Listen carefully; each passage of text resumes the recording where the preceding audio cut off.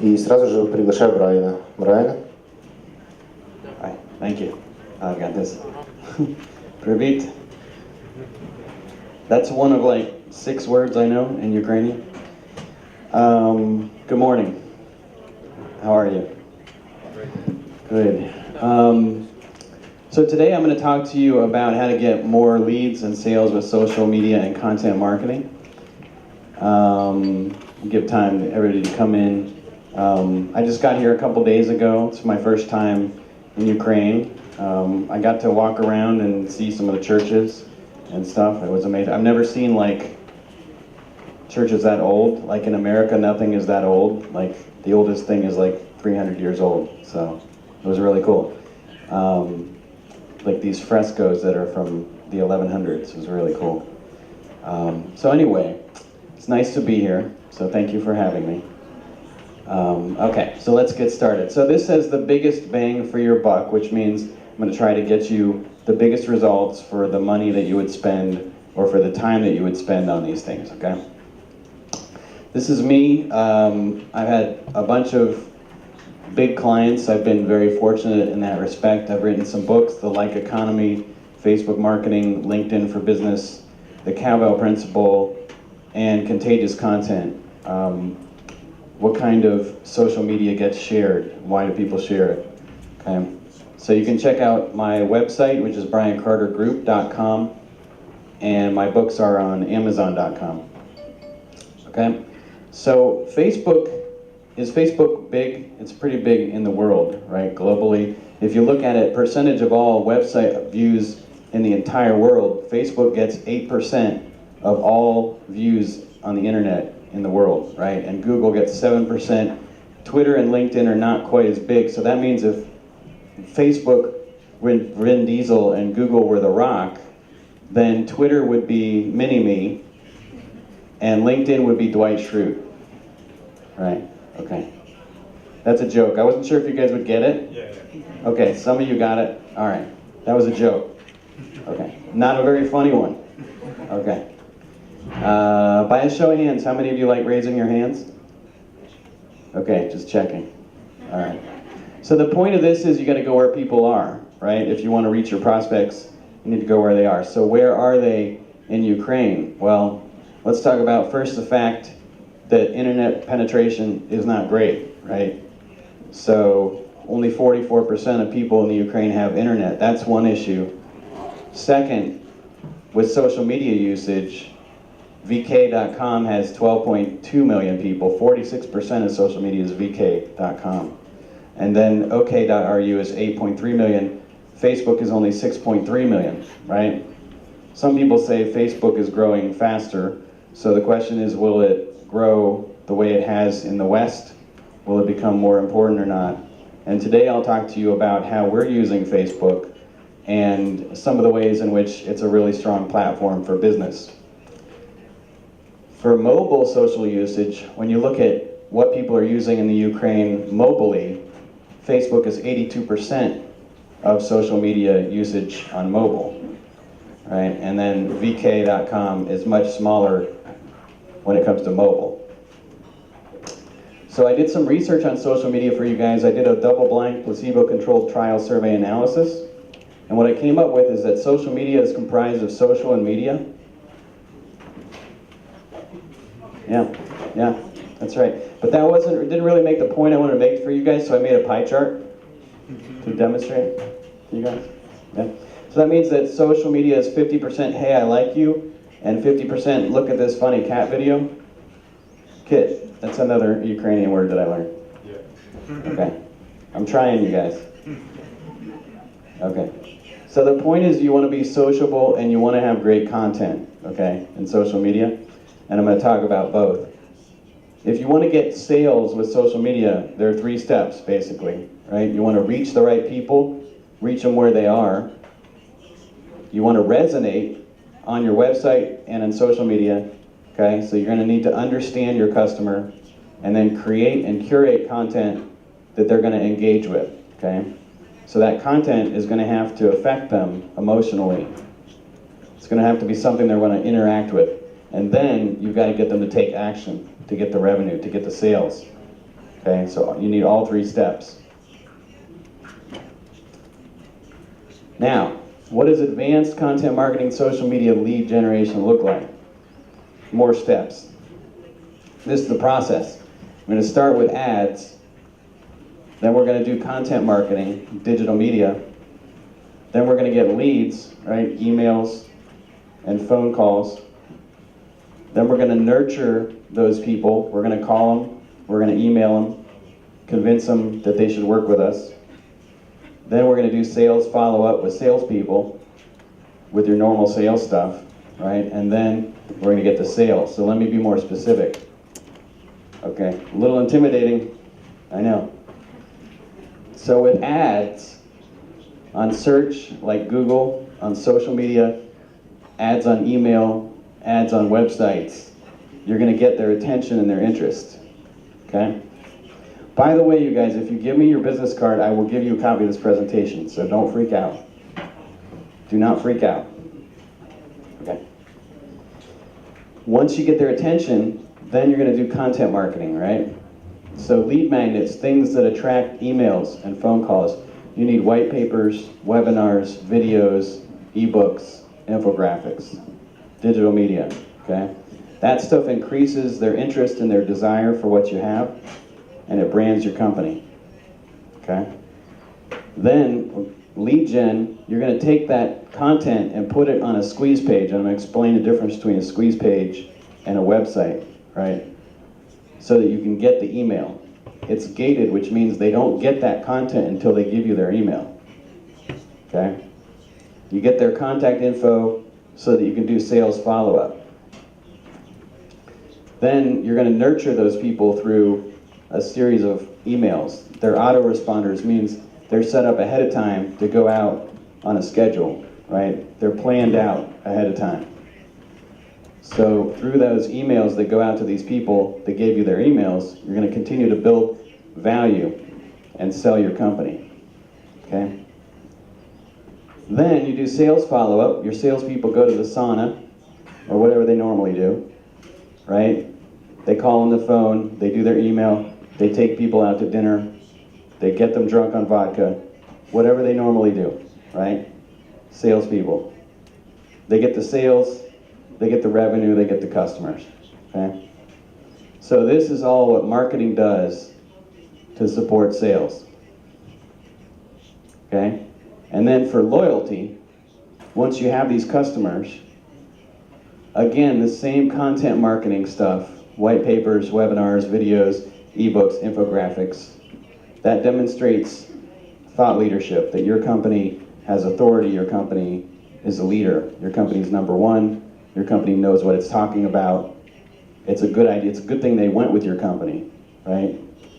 So that's why they stay loyal, that's why they're satisfied with you, okay? So you continue to demonstrate authority, okay? So that's the whole system. So you need to have benchmarks too to know if you're doing a good job or not, right? You need to have metrics, you need to keep track of what you're doing so that you know if you're doing a good job or not. So these are a whole bunch of benchmarks you want to look at later. What kind of engagement rate should you get, which means what percentage of people should be interacting with your posts. If you run ads, what percentage of people should be clicking through for different placements. What percentage of people should be giving you their email in exchange for your content. If you do e-commerce, what percent should be converting. What's your cost per lead and cost per sale be? And not only what are the minimum thresholds, but what awesome level can you hit if you do a really good job? And again, give me your business card, I'll send you a copy of this.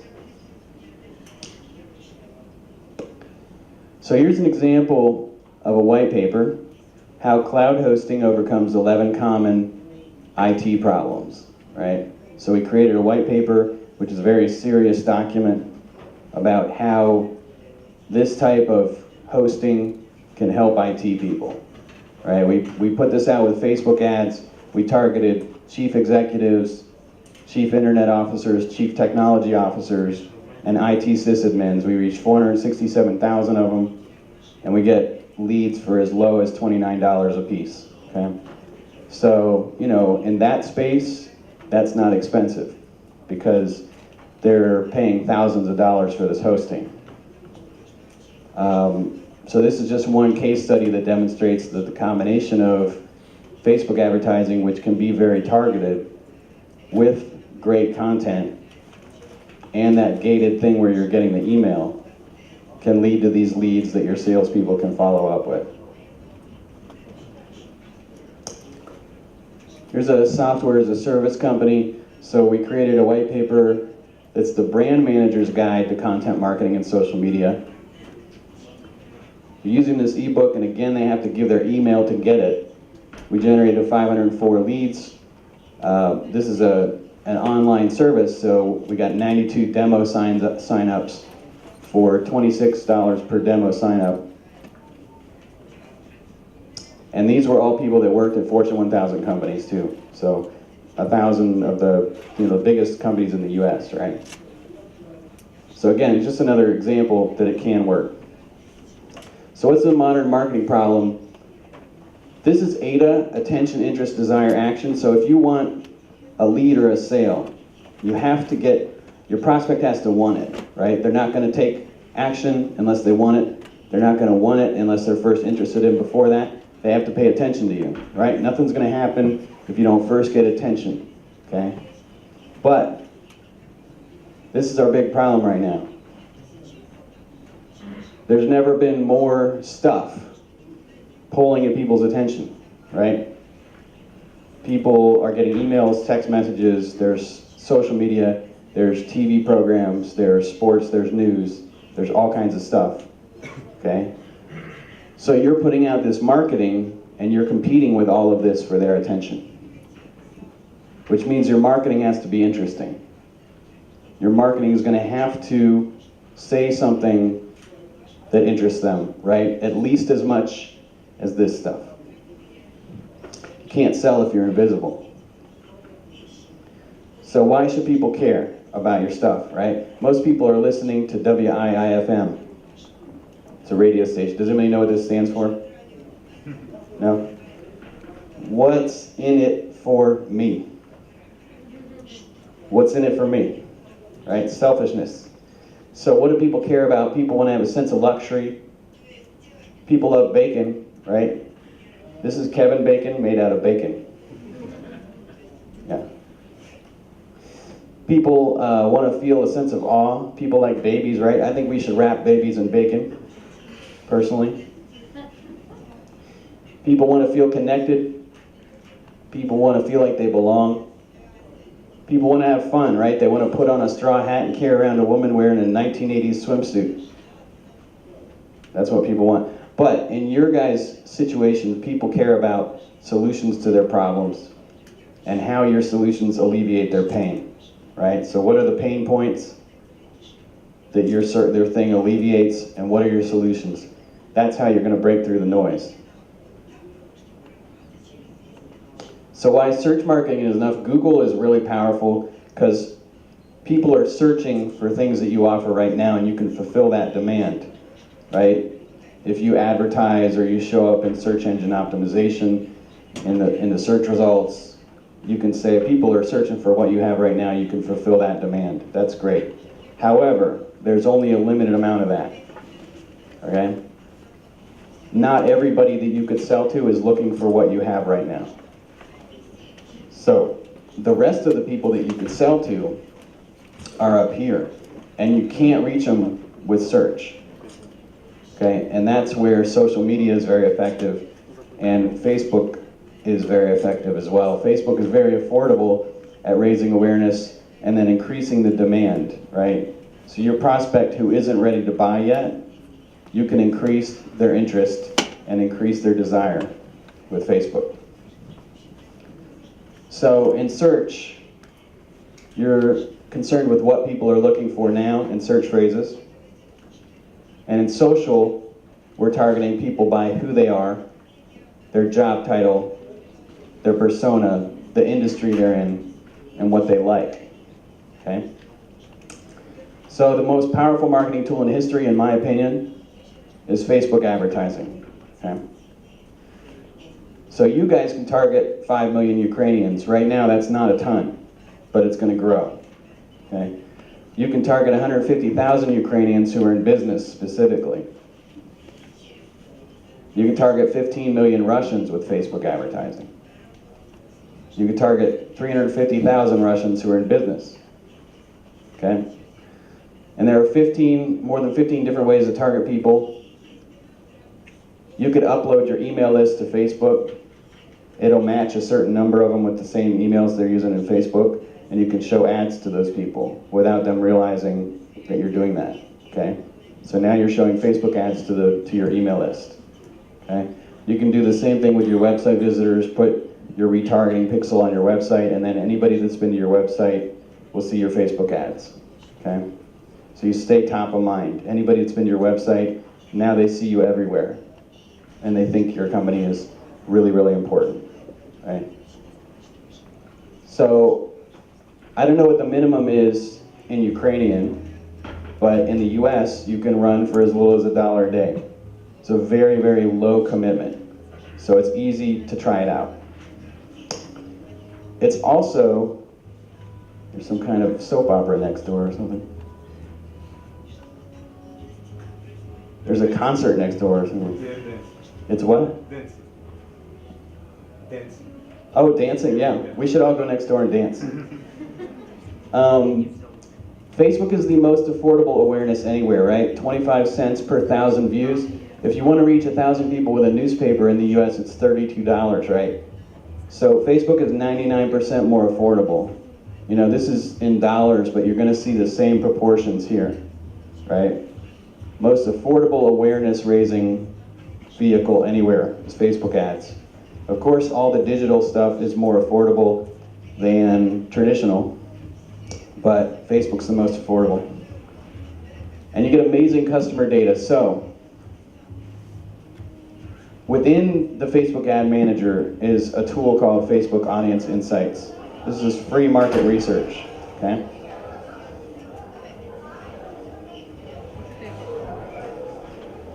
Okay. So, all right. I feel like I should get way more exciting. Like I need like a machine gun or something. All right. So, you can go in and get the demographics, the gender, the age, the relationship status, the education level, the job title, the other pages that your prospects like, where they're located, their Facebook activities and device, right? So you can do market research on your prospects in here, okay? So for example, if we look at all Ukrainians on Facebook, these are the age and the gender breakdown, right? And these are the job titles or job areas of Ukrainians on Facebook. 35% are in management, 27% are in arts, entertainment, sports, media. We got sales, administrative, production, IT, technical, architecture, engineering, etc. Okay. These are the pages they like: adme.ru, Pure, Okean, LZ, etc. Now when we go specifically, did I mispronounce it? Okay, maybe not. When we go specifically business and financial and management, then specific pages, now these are the pages that the business and management people like. Okay? I mean, there's some politicians, Forbes, etc. And also, the business and management people, you can see what devices they use. They're more likely to use iPhone, iPod, iPad, and they also are more likely than most Ukrainians to click on ads. So don't tell yourself that business people are not going to click on ads, because Facebook says they click on ads. Okay? One of the biggest Facebook advertising mistakes that people make is they post something on their page and then they click boost. Okay? So the way Facebook ads work is that they try to achieve one objective, and when you click boost on a post, it will try to get you likes, comments, and shares on the post. That's it. It will not get you a lot of clicks on links. So that means that you're going to get very few link clicks, and it's going to be very expensive to do that.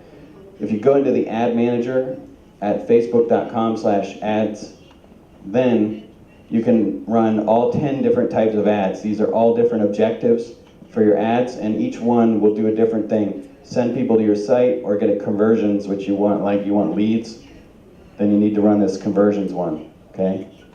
So they're going to show it to different people to get different goals, okay? So you got to do that, or you're going to get much more affordable traffic and much more affordable leads if you do this. So check this out. These are two different ads for the same thing, for that cloud hosting thing I showed you earlier. They were targeted to the same people. They had the same headline, same text, just different images, right? Stock photo arrows versus a preview of the white paper.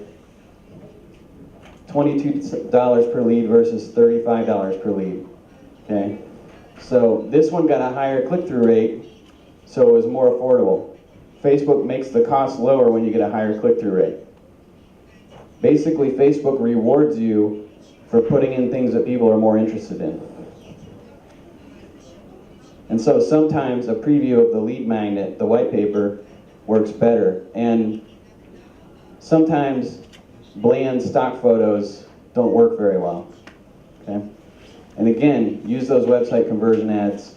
They're more effective. For ad images, what makes them more effective ad images? You want to use faces whenever possible instead of backs of heads. It's Facebook, not back of heads book. Yep. Emotion-provoking images are better than intellectual ones. Affirming their values and likes. Exciting images, easy to understand images, and positive surprises are good. Remember, again, you want to pull people out of the noise, the distractions, with something that's going to grab their attention, right? So for my own agency, I can get leads for $28 a piece.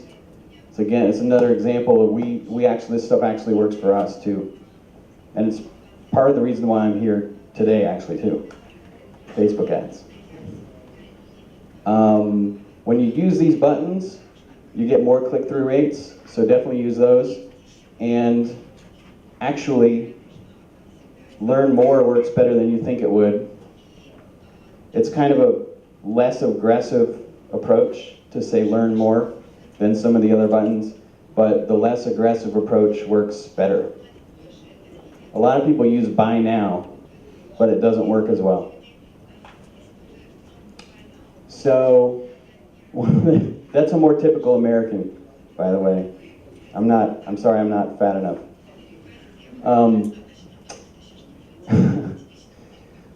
So one of the biggest Facebook ad mistakes you can make is not creating very many, because the more ads you create, the more likely you are to find the one that people click on a lot, which is going to be more affordable, okay?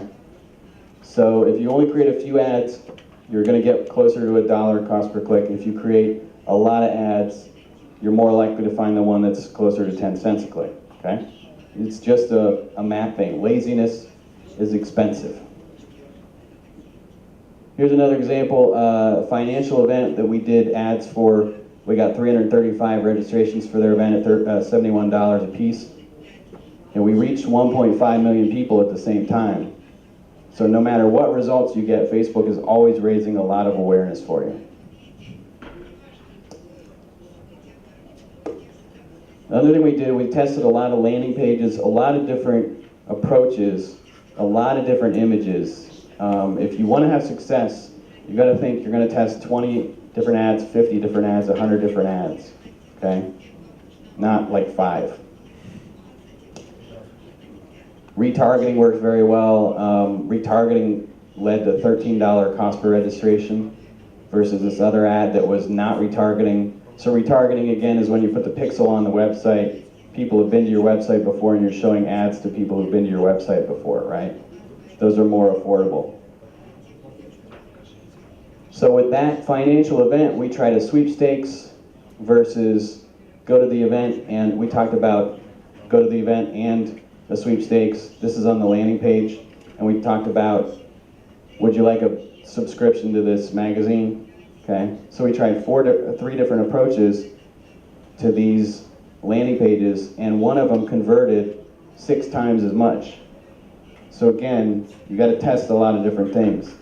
If you only try one approach, you might only get 6% conversion rate, right?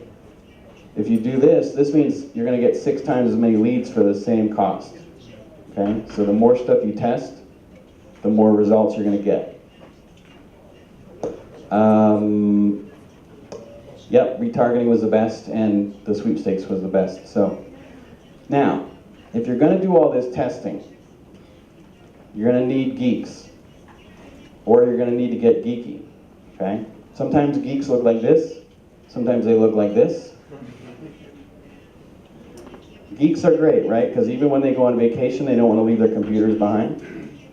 Right? Things are better. This is an old photo. Things are better now. We have laptops now and hubcaps.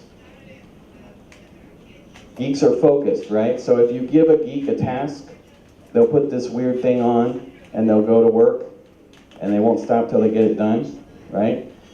Geeks are not very good at dating, which is good, because that means instead of partying at night, they're probably learning a programming language or something, right? Becoming more valuable for your business, so it's good to hire them. Okay? So now your lead magnet is the piece of content that people are going to give you an email for, right? White paper, ebook, video, infographic. What should it be? It needs to create authority and trust. It needs to make people consider that you are one of the companies they might buy from. Okay? And it needs to activate their emotions. It needs to beat your competitors. Okay? So here's some things you can do for that, right? Dispel lies and myths in your niche. Warn them of pitfalls that your customers and your prospects succumb to. Talk about common mistakes. What are your customer successes? What's the really awesome experience like after they work with you? What's that like? Tell a story of how awesome it is, right? The dream experience afterwards. Why shouldn't they work with your competitor? You don't necessarily have to talk bad about the competitor, but you talk about why you're better. And then make a personal connection. If you use video, you can do that easier. You want your content to be as smart as your salespeople are, right? So ask your salespeople, what are the prospect's biggest concerns when they talk to them? Address those concerns in your lead magnet, right? What objections do prospects have when they talk to them? Right? Overcome those objections in the lead magnet, okay? And then what sales phrases, are there things that the salespeople say that are really powerful that help them get that sale? Make sure you put that stuff in your lead magnet, okay? Make your content as smart as your salespeople are. Now this is what I call the persuasion grid, because there's 4 types of marketing and selling, okay? Some people have trouble with giving, they only want to sell. Some people have trouble with selling, they'd rather give stuff away, right? Some people have trouble with emotions, they only want to be intellectual and rational. And some people don't like intellectual, they'd rather be emotional, right? But there's giving that works on the emotions, selling that works on the emotions, giving that works on the intellect, and selling that works on the intellect. Okay? So there's all these like the cute babies and the bacon, baby wrapped in bacon stuff, or asking about your prospect's family, right? Or taking them out to dinner. That's up here, giving that works on the emotions. Then there's urgency and scarcity, and you gotta buy now. That's selling that works on the emotions. Okay? And then giveaways, sweepstakes, tips, how-tos. It's a no-brainer. That's giving that works on the intellect, okay? And then here's how we help you, problem, solution, feature, benefits, selling that works on the intellect. Now B2B people, business to business, is really comfortable right here. But this is only 25% of it. Okay, so think about which of these you're uncomfortable with, because you might not be selling and marketing at full power. Okay? This is a commercial real estate guy who just shares other people's content. So he finds other people's social media posts, tweets, Facebook posts, blog posts, and then shares them. And that starts conversations and leads to sales, right? So you don't always have to create everything. You can share other people's content, right? Read, share, talk. He says, be consistent, be current, be relevant. That's easier if you don't want to do a whole bunch of blogging, okay? This is a great technique for salespeople who are busy. BuzzSumo.com is a great place to find content that people have already shared a lot. It's the Google of highly shared content. So you can go to BuzzSumo.com and put any keywords in and find stuff that people have already shared a lot on other social websites, okay? Now, not everybody has seen it yet, but a lot of people have, so probably not all your prospects have seen it. So you have proof that it's good stuff, and now you can share it, and there's a better chance that that stuff is going to be liked and shared than any other random thing you might find. It's a good place to find things to curate. Now this is another guy in commercial real estate who works harder. He blogs. He creates a lot of blog posts. Okay? And so if you're willing to put that much time into blog, this, for him, that led to speaking opportunities, and being able to go speak places got him a lot more clients. So if you have more time to create content, it creates more opportunities. So blog, share, that leads to conversations and relationships, and speaking and press. And he says social media doesn't replace sales or interpersonal skills, it just enhances visibility and credibility. So sales and blogging combined. This guy works with a staffing company, and that staffing company has another company that creates blog posts for them. And then he and his team get together and they push all those blog posts out every Wednesday. Just one day a week, they put the blog posts out through all their social media channels, and they get a whole bunch more activity, and they get more job orders, right? So they get business from that. Now, if you're going to do social media, you're going to create a lot of posts, you're going to create blog posts, you're going to create a lot of ads. You're going to need to have a lot of ideas, right? You need to have more than one idea, because if this is this cat's only idea, he's going out of business, okay? You have to be willing to fail, okay? Michael Jordan said, I failed over and over and over again, and that's why I succeeded, right? Michael Jordan missed a lot of game-winning shots, right? But he won 6 championships. You have to be willing to fail. A lot of little tests, a few of which have amazing outlier results, are going to beat the approach with one big idea that often fails, okay? Don't put all your eggs in one basket. So a squeeze page is different because it has just one thing to click on. So you're going to get a higher conversion rate and a lower cost per lead, right? With a website, there's too many things to click on, lower conversion rate, high cost per lead. Squeeze page is better, lower cost per lead. You want to do squeeze pages, leadpages.net and ClickFunnels are good. Lead pages is best for beginners, okay? For email nurturing, you're going to see a similar thing here to the content thing. So you want to create a whole bunch of emails that do some of the same things I mentioned already, okay? Pain points you alleviate, why is your company popular, how are you the best, have you got any media mentions?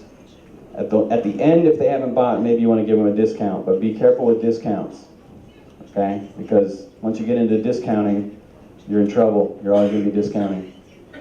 You can also business network. People do business with those they know, like, and trust, and social media makes it easy for people to get to know you, like you, and trust you. You may want to make your Facebook profile public. That's how I got 99,000 followers. Make it public, and you may want to advertise it. You can search for friends of friends. Like I searched for friends of my friends who live in Kiev. And look what I got. I got people that I might network with. I got friends of friends who live in Moscow. Okay, so you can search for friends of friends. Connect with them, watch their posts, say nice things about them, share their posts, share a blog post with them, connect with them on other social networks. Follow them, don't sell. Like and comment on their posts, look for commonalities, don't sell. Send them a friend request, don't sell. and then maybe they'll start seeing your posts, don't sell yet. You're just creating a relationship, right?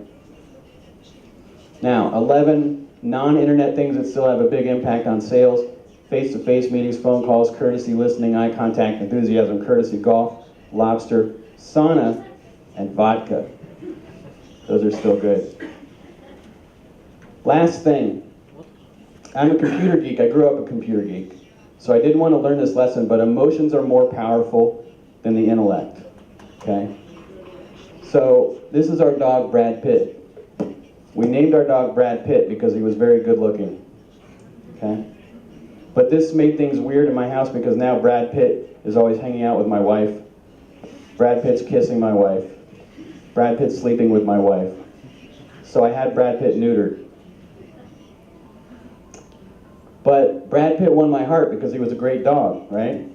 Like, great companies will win your heart emotionally, okay? I don't think it's cool to teach dogs to shake hands because they have no idea what they're agreeing to, right? Like, my dog's car payment is ridiculous, okay? But now, dogs make emotional decisions and so do humans.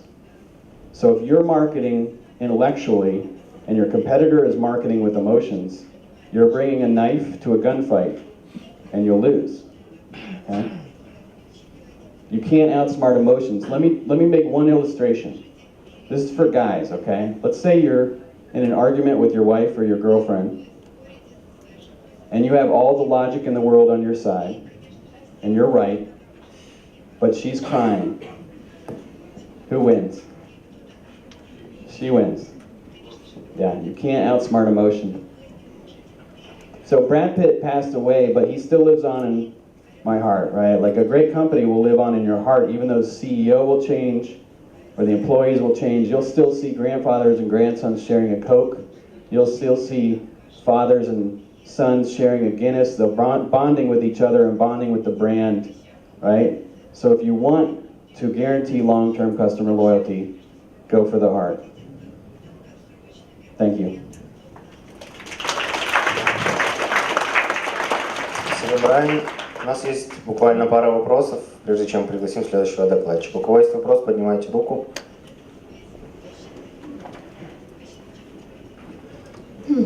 I have a question about a time period of advertising. For example, if we produce a new product and you put an advertising on it, how long would you recommend for this advertising to last? Like 1 week, 1 month until I produce a new product, or as long as I can? Thank you. Yeah, well, I mean, you can start ads before, or you can start the ads before to prepare the market, right? So you need to think ahead, like, what are the pain points, right? Identify that target market and make sure that you're creating a desire for it, right? You actually want to make people feel worse first, right? So make them feel that pain more. Ask them about the pain, show them the pain and all that, and then when it comes out and you're talking about this product and the benefits it has and how it solves that pain, then they'll connect the dots, right? But then, like, I don't think you should ever stop. So I mean, time period wise, but how long before? I mean, I would be advertising at least. If I have produced a few more, and now I want to concentrate on those. Like, you mean to switch to another product? Well, see, the thing is, like, if you're tracking well enough, you would know if your ads are profitable or not. And if they are, you don't ever have to stop. So you can start doing another. Even if I think it's not current anymore, right? Well, yeah, if it's not current anymore. Oh, I mean, you need to do new ads. Yeah. Yeah, create new ads to keep it current. No, I mean about the product. For example, I believe this product is not current anymore. Yeah. I need new ones. Yeah. So yeah, definitely move on if you have yeah. Okay, thank you. Yeah, sure. Давайте еще один короткий вопрос, у кого есть.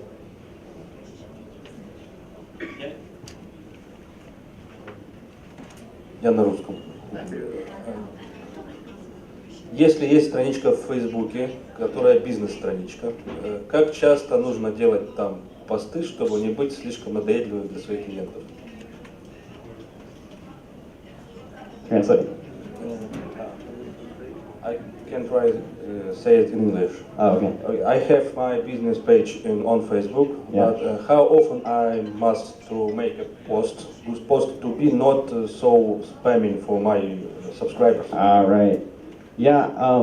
I don't think it's so much about how often. It's about how good your post is, right? If it's very good.